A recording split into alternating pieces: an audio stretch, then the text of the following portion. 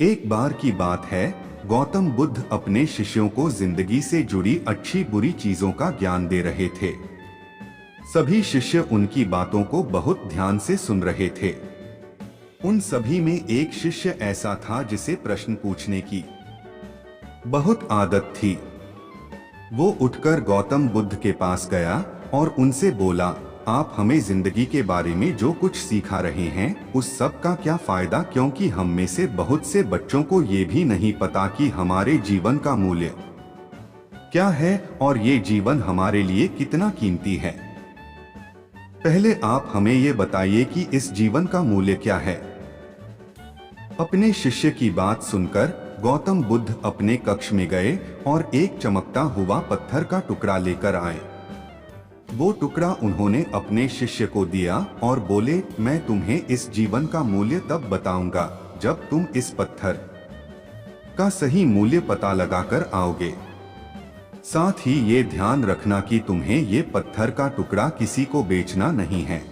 गौतम बुद्ध की बात मानकर वो शिष्य बाजार की तरफ चला गया।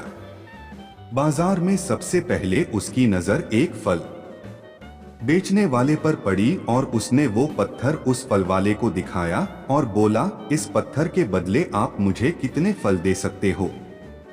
फल वाला बोला, ये पत्थर कुछ खास तो नहीं है, लेकिन फिर भी इसके बदले में तुम्हें 10 केले दे सकता हूँ। वो शिष्य उस पत्थर को लेकर आगे चला गया। फिर उसे एक सब्जी वाला मिला। शिष्य ने उस सब्जी वाले से उस पत्थर की कीमत पूछी। सब्जी वाले ने उस पत्थर को ध्यान से देखा और बोला, इस पत्थर की कीमत के बदले में तुम्हें ज्यादा से ज्यादा एक बोरी भरकर सब्जियां दे सकता हूं।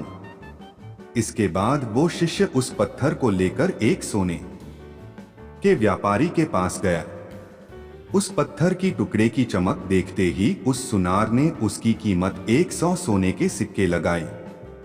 शिष्य ने वो टुकड़ा बेचने से मना किया तो वो सुनार उसके बदले 200 सोने के सिक्के देने को भी राजी हो गया। लेकिन शिष्य ने वो पत्थर नहीं बेचा। इसके बाद वो शिष्य एक हीरों के व्यापारी के पास गया और उनके सामने उसने वो पत्थर के टुकड़े को रख दिया।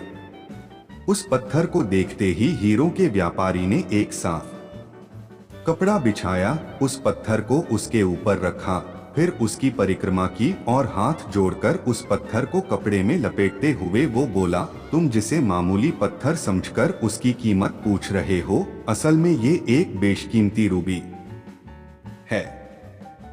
ऐसा रूबी हर किसी को नहीं मिलता। मैं अगर अपना सब कुछ बेच भी दूं तो भी इसकी कीमत नहीं चुका सकता। उस व्यापारी की बातें सुनकर वो शिष्य हैरान हो गया। वो दौड़ा दौड़ा सीधा बुद्ध के पास आया और उसने जो कुछ भी बाजार में हुआ वो सब बताया।